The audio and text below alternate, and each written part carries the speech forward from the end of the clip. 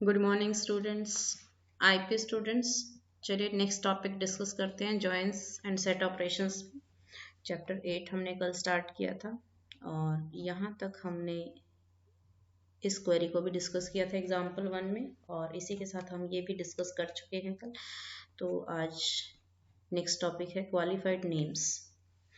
You know, where clause में, where condition में आपने किस तरह से देखो टेबल को और कॉलम को इस तरह से ज्वाइन किया है। वेयर कंडीशन में ज्वाइन क्लोज के साथ, वेयर के साथ जब ये हम इस तरह से कंडीशन देते हैं, कॉलम्स को इक्वालिटी के लिए दोनों टेबल से कंपेयर करते हैं कॉलम की वैल्यूज को, तो ये जो डॉट के साथ हम कॉलम नेम यहाँ मेंशन कर रहे हैं, इसी को क्वालिफाइड नेम कहते हैं। इसी को हम क्वालिफाइड फील्ड नेम कहते हैं। टेबल का नेम और डॉट के साथ फिर हम कॉलम लेते हैं कॉमन, जो दोनों टेबल में कॉमन रहेगा, इक्वल टू फिर नेक्स्ट टेबल का नेम डॉट फिर उसका कॉमन कॉलम।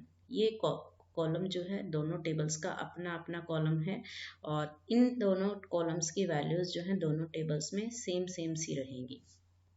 ठीक है। और एक और तरह से हम मेंशन कर सकते हैं लाइक EMPL डॉट स्टार। यहाँ पे EMPL डॉट स्टार का मतलब देखो, यहाँ पे EMPL डॉट स्टार हमने मेंशन किया, इसका मतलब है कि हम EMPL जो टेबल है, एम्प्लॉय टेबल है, उसके सभी कॉलम्स को आउटपुट में इंक्लूड करेंगे और दूसरी टेबल जो है डेप्थ टेबल, वहां से सिर्फ डी नेम और लोकेशन को इंक्लूड कर रहे हैं। ठीक है।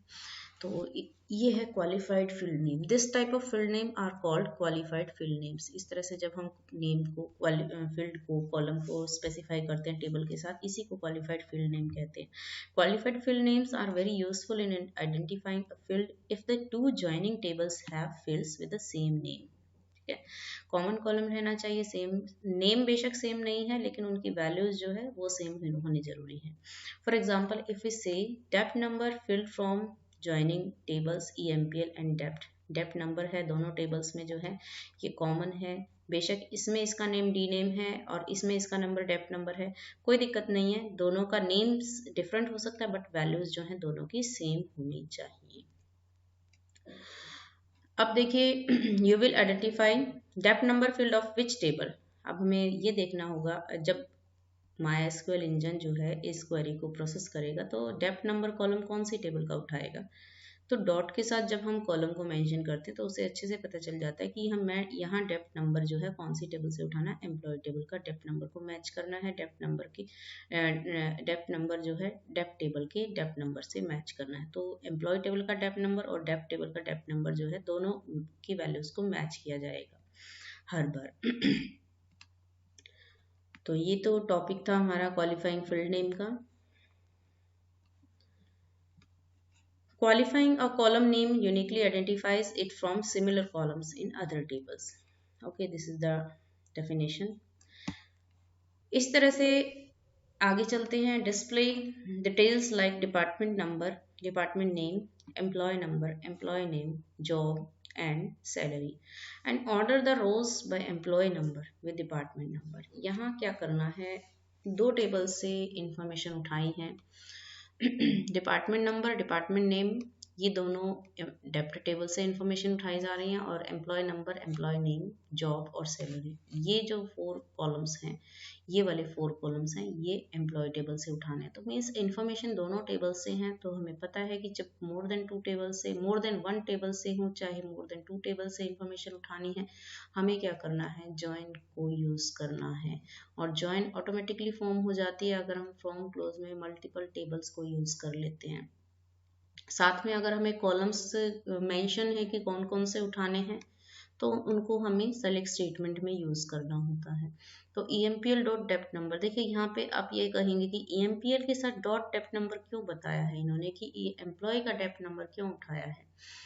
यहाँ क्या रहेगा, देखो एम्प्लॉय टेबल में भी डेप्थ नंबर है और डेप्थ टेबल में भी डेप्थ नंबर है, तो हमें डेप्थ नंबर एक ही रखना है। एक ही कॉलम हमारा हम लेना चाहते हैं आउटपुट में डेप्थ नंबर का, चाहे वो एम्प्लॉय टेबल का है चाहे वो डेप्थ टेबल का है। तो यहाँ हम स्पेशली मेंशन कर रहे हैं कि डेप्थ नंबर कॉलम कौन सी टेबल से हमें उठाना है, एम्प्लॉय टेबल से, तो इसीलिए हमने यहाँ क्वालिफाइड फील्ड नेम यूज किया है EMPL डॉट डेप्थ नंबर। ठीक है। फिर rest of the columns D name, EMP number, E name, job, sal, from EMPL, dept. फिर हम कंडीशन पास करेंगे। जब भी हम टू टेबल्स से हम इंफॉर्मेशन उठाते हैं तो हमें इस तरह की जॉइंट कंडीशन पास करनी होती है, इसी को हम जॉइंट कंडीशन कहते हैं। वेयर के साथ हमें क्या करना है, टेबल को यूज करना है। फर्स्ट टेबल उठाएंगे EMPL डॉट डेप्थ नंबर और फिर इक्वल टू के साथ कंपेयर करेंगे सेकंड टेबल का, सेम वही कॉलम उठा करके डेप्थ डॉट डेप्थ नंबर। ये डेप्थ नंबर जो कॉलम है ये डेप्थ टेबल का है और ये डेप्थ नंबर जो कॉलम है ये EMPL टेबल का है। इसी को ज्वाइन करेंगे, इसी को ज्वाइन कंडीशन बोलते हैं। यही हमारी ज्वाइन क्वेरी है। और ज्वाइन के लिए हमें इस तरह से कंडीशन पास करना जरूरी है, तभी हमारी आउटपुट जो है दोनों टेबल से ये कहो कि मीनिंगफुल इंफॉर्मेशन उठा करके डिस्प्ले करेगी। और यहाँ पर एक चीज और कही है क्वेश्चन में, एक चीज हमें बोली है कि and order the rows by employee number with department number. हमें क्या करना है, ऑर्डर भी करना है एम्प्लॉय नंबर से, employee number with department number, employee number और डिपार्टमेंट नंबर से। मतलब कि एम्प्लॉय नंबर को ऑर्डर बाय हमें अप्लाई करना है, पहले एम्प्लॉय नंबर पे हमें सॉर्टिंग करनी है और उसी तरह से फिर हमें डिपार्टमेंट नंबर पे भी सॉर्टिंग करनी है। Employee number with department number मतलब कि फर्स्ट सॉर्ट हमारी डिपार्टमेंट नंबर पे होगी और उसके बाद हमारी सॉर्टिंग होगी एम्प्लॉय नंबर पे।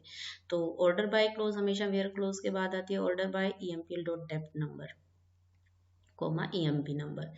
ठीक है, इस तरह से हम इस क्वेरी में ऑर्डर बाय क्लोज यूज कर रहे हैं और साथ में ज्वाइन भी यूज किया है और मल्टीपल टू टेबल से हमने इंफॉर्मेशन को यहाँ से आउटपुट में इंक्लूड भी किया है। कई बार क्या होता है, स्टूडेंट्स ये कहते हैं कि हमें जॉइंस बड़ा मुश्किल लग रहा है, हमें जॉइन में ये नहीं पता चलता कि जॉइन किस तरह से अप्लाई करना है। बहुत सिंपल है, जो इंफॉर्मेशन आपको टू टेबल से उठाने के लिए बोला है, जो कॉलम्स आपको बोले हैं उठाने के लिए, आपने सिंपली उन कॉलम्स को सेलेक्ट स्टेटमेंट में इंक्लूड कर लेना है, दैट्स ऑल। उनके नेम आपने सेलेक्ट स्टेटमेंट में डाल देने हैं और फ्रॉम क्लोज में उन दोनों टेबल्स के नेम को कोमा के साथ सेपरेट करके आपने इस तरह से स्पेसिफाई कर देना है और फिर आपको वेयर कंडीशन अप्लाई करनी ही करनी है और वो भी इस तरह से होनी चाहिए। आपको देखना है कि दोनों टेबल्स में कॉमन कॉलम कौन सा है, उसी के थ्रू आप ज्वाइन क्वेरी अप्लाई करते हैं। First table dot common column equal to second table dot common column.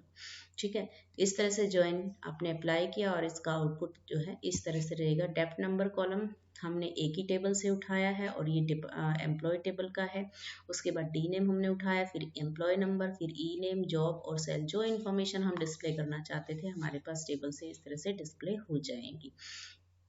Using table aliases. देखो टेबल एलियास क्या होता है, अगर आपको कॉलम एलियास का पता है तो टेबल एलियास भी इजीली आप समझ जाएंगे कि टेबल एलियास क्या होता है। जैसे कॉलम नेम को हम कोई अगर क्वेरी में किसी कॉलम को कोई और नेम देना चाहते हैं, आउटपुट में किसी और नेम से आउटपुट में उस कॉलम को डिस्प्ले करना चाहते हैं तो हम कॉलम एलियास करते हैं। इसी तरह से टेबल का नेम अगर हमारी क्वेरी में मल्टीपल टाइम रिपीट हो रहा है तो हम टेबल के नेम को भी एलियास कर देते हैं, तो उसी को हम टेबल एलियास कहते हैं। जैसे कि आप यहाँ पे देख रहे हैं, select dept number comma D name comma EMP number comma E name comma job comma sal from EMPL comma dept number. ठीक है, ये वेयर कंडीशन आपने लगाया और ये ऑर्डर बाय क्लोज लगाया। यहाँ पे हमारा जो टेबल नेम समटाइम क्या होता है, कई बार रिपीट हो रहा होता है, तो हम क्या कर देते हैं कि इतना बड़ा जो टेबल का नेम है बार बार हम यूज करें उसके लिए हम क्या कर सकते हैं, टेबल को एलियास ही कर देते हैं, उसको एक शॉर्ट निक नेम्स उसको दे देते हैं और जब भी उस टेबल को क्वेरी में रिपीट किया जाएगा हम उस निक नेम को बार बार यूज कर लेंगे। A table alias is a temporary label given along with table name in from clause. देखिए किस तरह से, ये एग्जांपल देखो, सिंपल है।